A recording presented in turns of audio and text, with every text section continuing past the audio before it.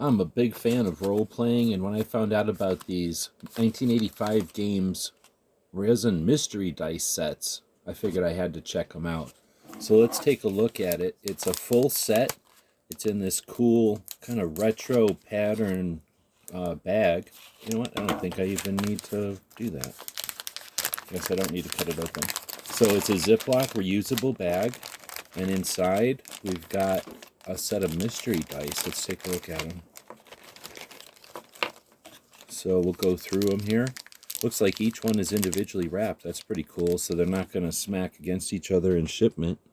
So this first one is super cool. Looks like Jupiter or something inside there with a little bit of flake.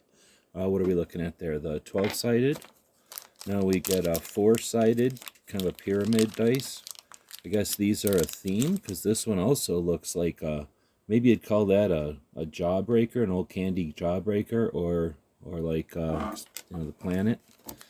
That's the 4-sided. Here's the standard 6-sided. They always look better when they're clear. Yeah, that one looks great. I like how the flake in there looks like stars in the background. Kind of looks like you're looking at through the sky, huh?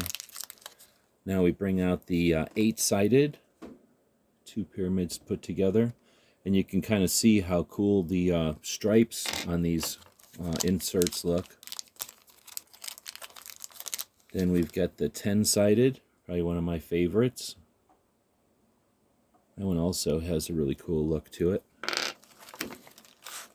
Now each of these has a little tiny plastic bag. I'm going to go ahead and reuse these for something else. Oh, this is neat.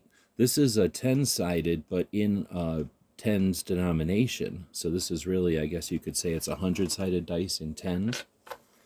And then everybody, well, a lot of people's favorites, the 20 and the 20. Again, spectacular. Seeing that little Jupiter looking ball in the middle there, pretty neat.